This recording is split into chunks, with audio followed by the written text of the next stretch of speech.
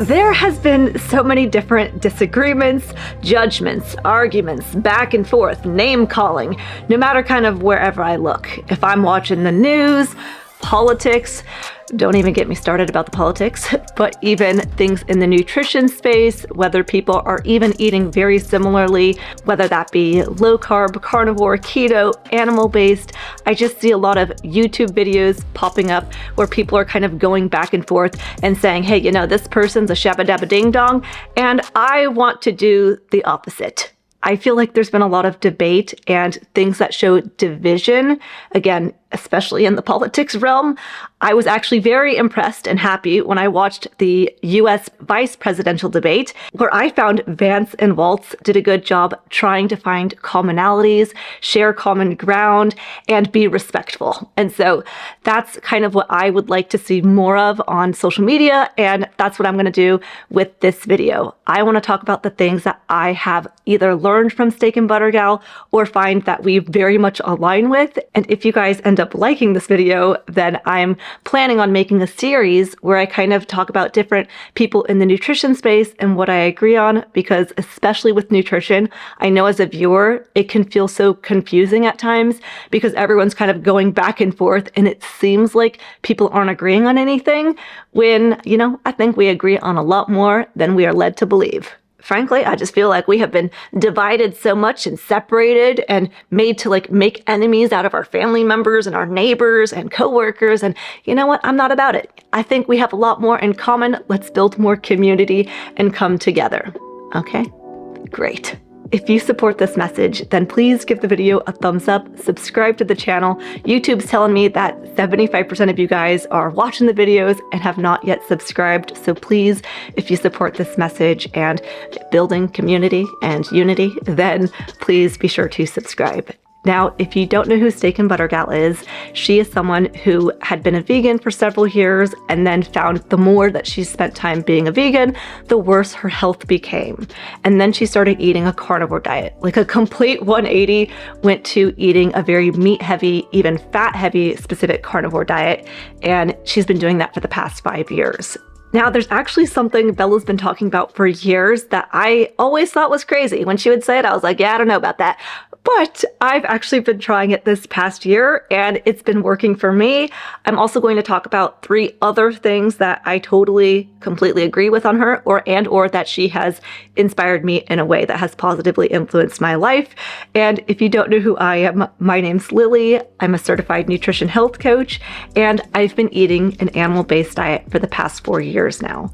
I started doing this because of my husband, and my husband was inspired to give an animal-based diet a try because of many people, but one person in particular was Steak and Butter Gal. He was inspired by her, and I am going to have him come on and talk about the way in which she communicated to make him want to give eating a carnivore animal-based diet a try. So, honey.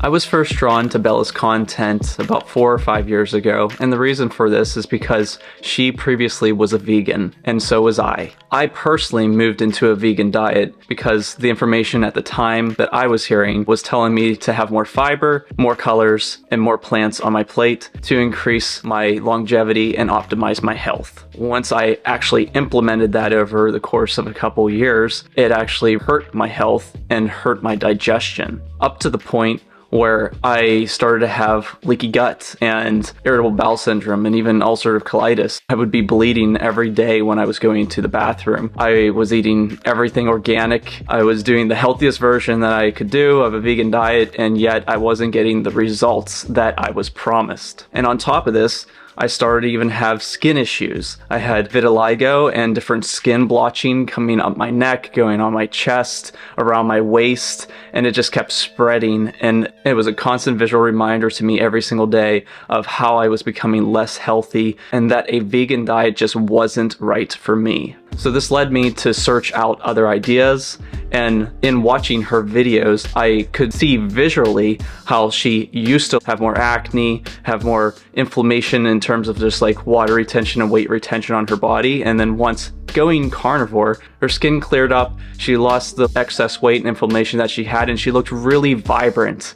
eating essentially what I was told for years and years was the absolute wrong thing to do, as in eat lots of red meat, have lots of saturated fat, eat foods that are high in cholesterol, very low fiber. This was supposed to be bad, the worst thing you could do for your health. And yet she demonstrated that going from a vegan diet to a carnivore diet was actually very healing and the complete opposite of everything that I had been told. And because of that, her content was very inspiring and powerful for me to watch and caused me to be able to make the change that I needed to make in order to heal my own gut and bring my own health back. She inspired me to give a carnivore diet a try, which ended up healing my gut and my skin and improved my overall health. I tried a carnivore diet for 6 months in 2020 and continued to evolve past just eating a carnivore diet.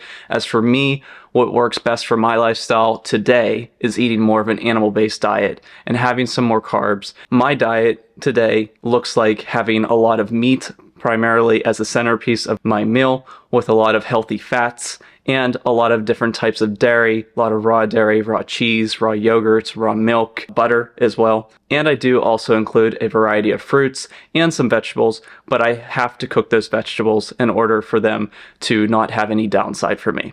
I do really like being able to have all this variety in my life. I like to exercise a lot, and I find my performance in the gym is a lot better, and I don't have any of my skin issues or my digestive issues or any weight problems or anything that I view as a downside from having all of this variety. To me, it's just all an upside. It makes this way of living and eating very easy and sustainable, and I truly believe that what is going to be the most beneficial for any individual is being able to sustain something long term and stay open-minded to change. That was the best. Okay, good.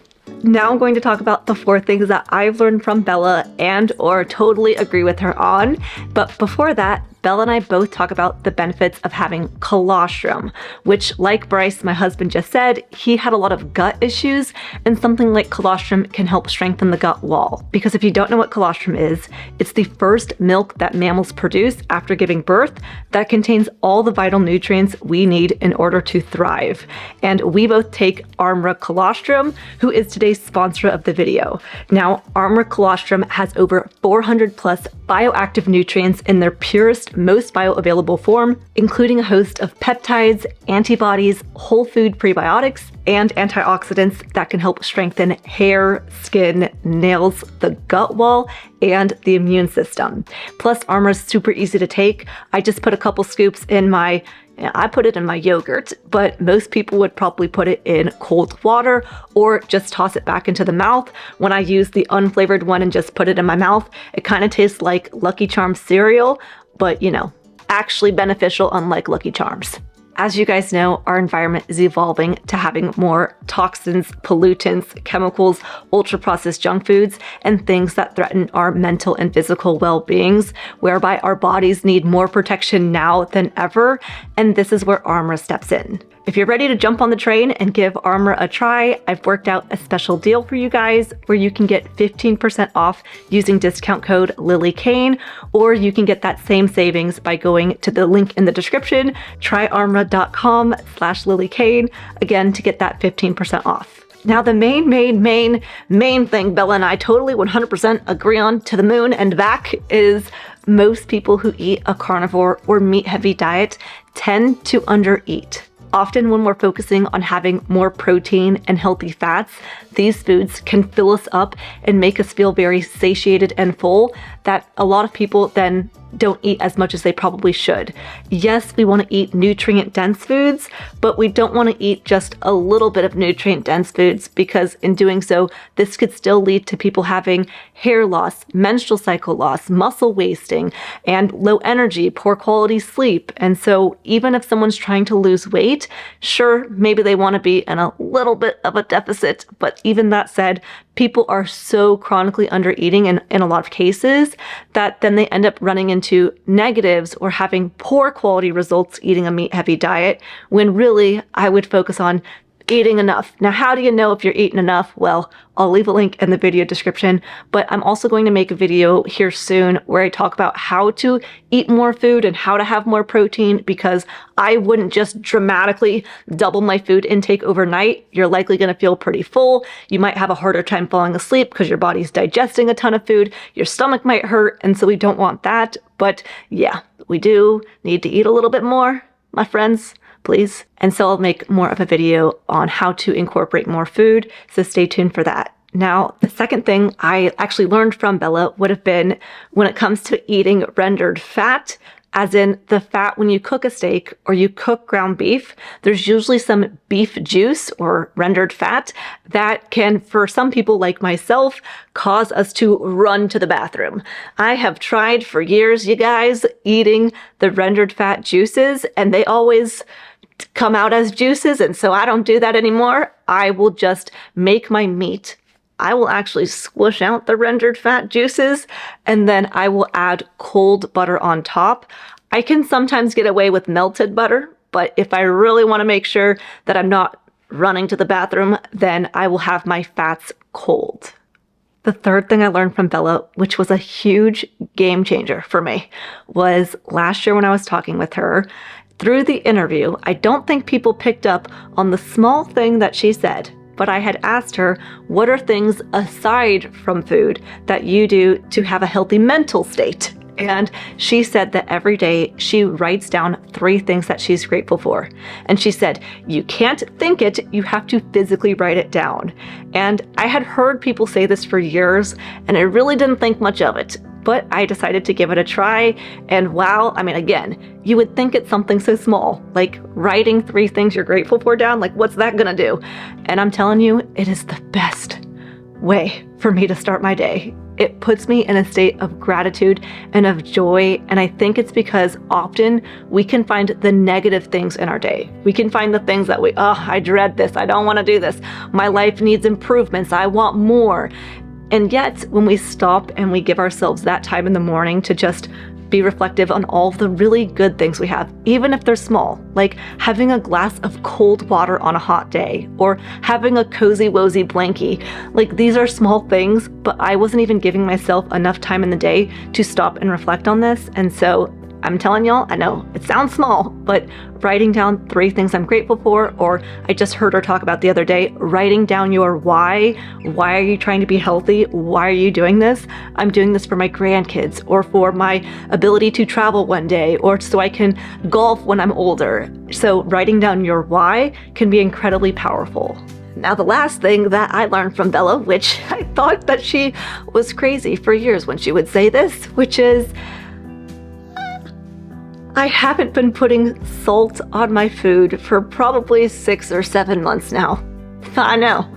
Now, the reason I thought she was crazy for it is not because I think that you would be low in sodium. Like, there's a lot of sodium in the foods that we eat naturally occurring that I always thought, yeah, if she doesn't need the sodium, that makes sense, but it tastes so good. Like, having salt on your beef or having salt on a steak is just, it takes it to a whole nother level of deliciousness that I thought, yeah, I don't know why she would ever not have salt, but I have been trying it to see if it would help with my scalp. If you guys don't know, I've had a very dry, itchy, inflamed scalp, and I've been having less salt now, and I definitely think it's been helping and improving. I can't help but think at this point that the scalp issue may have been coming from a dehydration.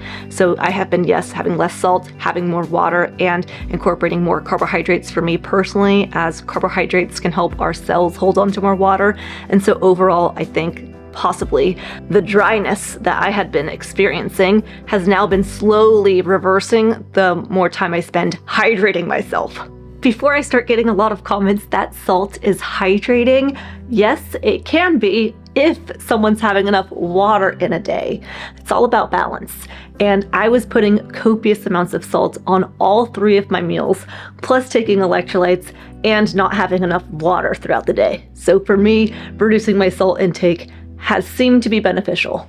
I hope you guys got value out of this video. If you did, like I said, please let me know in the comment section or give it a like. That way I can make more kind of content like this. I hope you guys have a happy day, and I'll see you in the next one.